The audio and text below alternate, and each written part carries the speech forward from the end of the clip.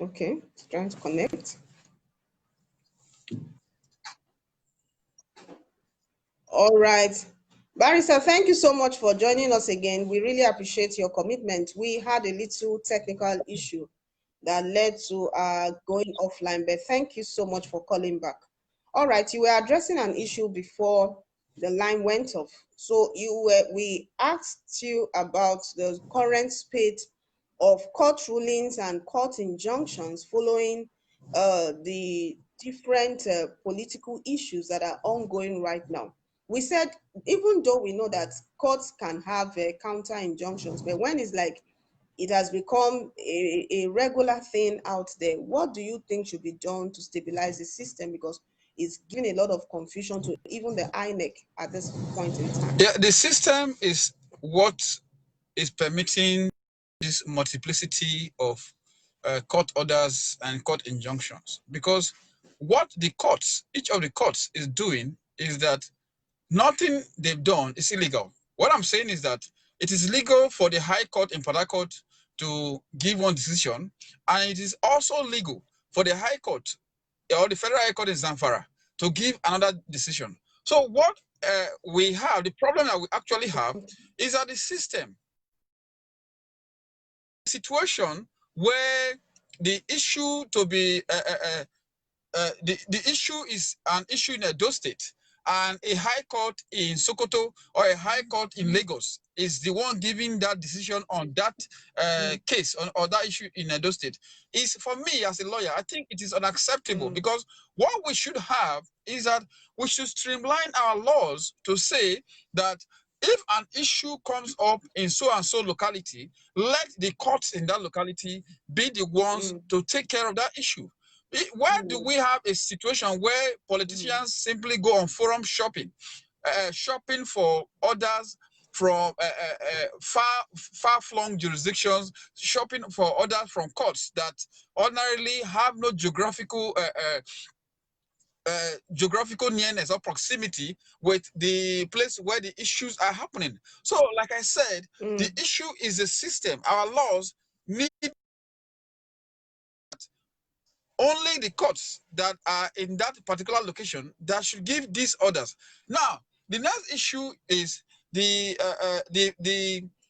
these orders are placed side by side, which should be obeyed. That is where another problem is. The problem here is that all the courts that are giving these decisions are what we call courts of coordinate jurisdiction. Hello? Which means that these courts are courts of equal powers. Okay. So what that means is that where a high court in Port Harcourt gives a court order, a decision, and another high court, or if another federal high court in Lagos, which is to that one given in Port Harcourt, it becomes a situation where the politicians are not given the opportunity to choose which of the orders to follow, because in law, those two orders are equal. So the politician... Hello, I'm here. Okay, we can hear you. Yes, what I'm saying is that the system needs to be reworked, number one. Two, the orders that have been given are from courts of coordinate jurisdiction. And in effect, what those orders have done is that they have given the politicians the allowance to choose which of the court orders to obey. Where a court in Port Harcourt gives an order to say, for example, you are free to contest in the upcoming primary elections, and another court in Lagos gives an order to say you are not free, you are barred from contesting in the elections. What that has done is that it gives the politicians, depending on which side of the divide they are, the opportunity to pick and choose, to forum shop the orders to follow.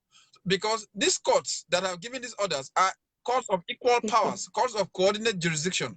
It is only when, like Xavier Unduka was trying to say, it is only when a higher court, like the Court of Appeal, gives another decision that decision can be followed. So, in essence, the whole issue here is that even though the various courts have not done anything illegal by these orders and counter orders that are flying all over the place, the system itself is at fault.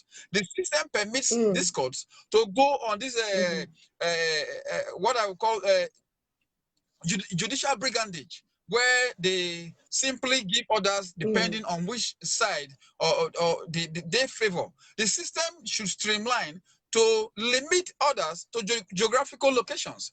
Courts in Edo State should give orders binding issues in Edo State. Courts in River State should give orders binding issues in River State. We shouldn't have a situation where a court in River State is giving orders concerning an issue as far away as Zamfara. So we should have courts that are bound by geographical locations, that geographical proximity. That is the way it is done in any civilized democracy. So a situation where our courts have been given this free hand, this leeway to give orders concerning issues that are not even close to them in any way, is only a situation that will bring up so much confusion. So much confusion. The High Court judge in the state it can only be controlled by the chief judge of the state. Of course, the NJC is also there. The High Court judge in Lagos State can only be controlled by the chief judge of his own state. So we have a situation where these judges are supervised by authorities that are geographically far from each other. And that is why we are having this many different court orders jumping all over the place, because we are not obeying the rules, or we are not obeying a situation that limits courts to give orders that are related to the geographical locations. Okay. All right. Thank you so much, Barrister. But you said something about the system being the issue right now, that the system is at fault. So if we are to look at creating like a solution, is it highway or pathway, we call it right now, what should be done to ensure a more stable system that can also give the right injunctions to the court, so that they too will not give orders that are conflicting from, like you said, different coordinate courts? A great and respected jurist by the name Lord Denning stated in the celebrated case of United Africa Company versus McFoy that you cannot put something on nothing and expect it to stand.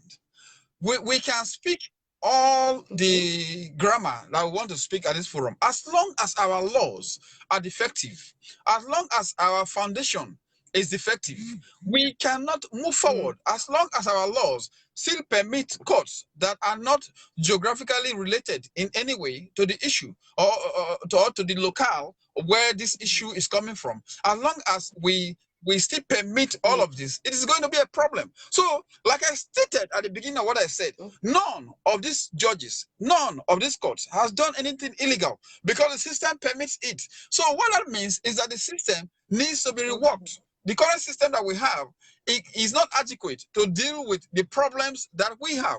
So the system needs to be reworked to bring it in line with best practices, to bring it in line with what obtains out there. We have outdated and obsolete laws, and as long as we have these obsolete laws, trying to put something on them is akin to trying to put something on nothing, and therefore it cannot stand. So the system, the foundation, needs to be reworked if we have to move forward on these issues. All right, a final one.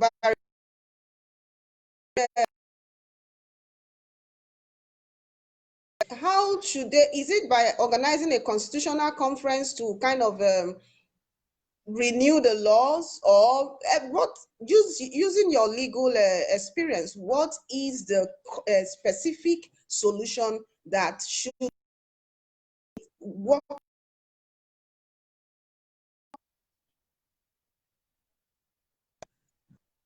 Did you get that? Your network? I'm with you. I can hear you. Can you hear me? The solution to these issues is not only legal, but political. What that means is that the state must have the political will to push through legal reforms. If we are to reform our laws, the politicians also need to be on that same boat. The members of the National Assembly, they need also to be on that same boat. And until we can get all of them to be on one boat, we are not going to make progress. Because what we have is that we've had laws that since 1999 has not been amended wholesale, or no proper job has been done on these laws. And the lawyers alone, the judges alone can only do so much. They can't do as much as the legislators can do. So the legislators and the executive, the legislature and the executive, they need to come together to work out ways that our laws that are crying out for reform, for amendments, how they need to be reworked. Now, it is not only electoral laws. We have laws that cut across every sector of our economy, every sector of our country, laws that are crying out for repeal, amendment, and all of that. So, like I said, the politicians and the legislature, they also need to be on the same boat with us. That is the only way that we can find a truly lasting solution to this situation of orders, counter orders, counter orders that we find ourselves. It's only a situation that is only going to lead to confusion and giving the politicians the leeway to choose which of the court orders to follow. And it's a situation that will only lead to judicial rascality, confusion, and the people not knowing which of the court orders to truly follow. All right. Thank you so much, Barrister Prince Uzemi Olumuagodo. We really enjoyed that. And you have even educated a lot of us. Most of us didn't know the legal implications of some of these things. And with your explanation, we have gotten much more and we are working out a solution. Thank you so much for joining us. All right. We have been talking about addressing the issue of the court orders and counter orders in the political system. So, Barrister, you can log off. All right, we're saying addressing the issue of court orders and counter court orders in the political system in Nigeria right now. So we have some comments here which we're going to take, but a quick one from what Barrister Prince has given to us. Like we have said, working out solutions is key, and he has proposed that every aspect of our legal system, there should be like a reworking on our laws, that most of our laws have not been repealed. A lot of them are still the way they've been since 1999, and several need some form of renewal to update them. So if we are to do that, he said all the different arms of government, the legislators, the judiciary, and the politicians must be on the same boat to be able to achieve that, because it's not what only one arm of government can achieve. And that is why he calls it judicial rascality that we are currently witnessing. We don't want this judicial rascality to continue, because we think it will also aid the greed and the corruption that is threatening to engulf the system. But we are saying, no, we can do something about it. We can prevent some of these things, and we can also give the way forward to the government and the different stakeholders that are involved in it. So as we round off today, we just want to take some more comments that came in. So thank you so much, Barrister Prince, for that. That was really enlightening. We have Kenagbo telling us that he says, I don't think it is proper for the same issue to be handled by different high courts. That is confusion. So you can see that Kenagbo sees it as confusion. Then he also says, let the court in a state handle the matter of the state. All these order and counter orders are or is purely corruption of the system. That is backing what Barrister said, that you can't have a court in Edo State talking about a matter and another court in Zamfara State will bring a counter injunction. Then different other comments that came in. Then we still had a continuation from Unduka, who said, I'm of the opinion that it is wrong for a high court to counter the decision of another high court. If a person is not satisfied with a decision made by a high court in another state, he can, I think he's trying to say, go to the court of appeal. Then if the person is still not satisfied, go to the Supreme Court. Then Coco says, good morning, Blossom Nigeria, enjoying your program. And we are enjoying you too, Coco. Thank you so much for your comments, for your thoughts, for your opinions. And as much as we can, we are working towards projecting a greater Nigeria, a stronger Nigeria, a safer Nigeria. And at this point, we also like to have everyone, wherever you are, don't forget that you are a stakeholder.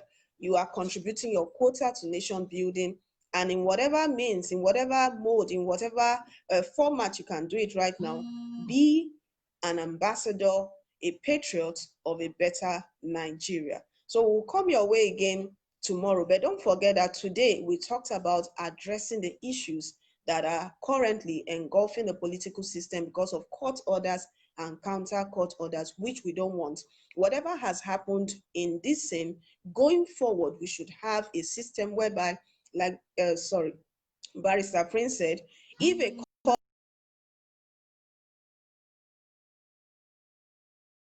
should not come from another state giving a counter injunction, not very okay. So we also talk about all other issues, but just like we said, if you miss this edition, you can visit our web Facebook.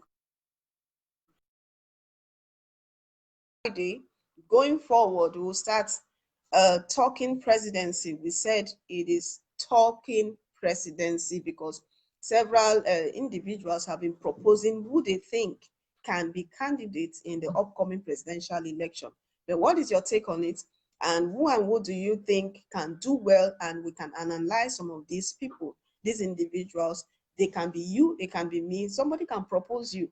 It does not matter. What matters is that you have the necessary credentials to lead a stronger and a better Nigeria. But for now, we say thank you so much for being with us. We appreciate you and we look forward to having you tomorrow. Visit our website, www.blossomnigeria, and our Facebook page. We are here live and direct. And always remember that you are a patriot and you are contributing your quota to a better Nigeria. Thank you.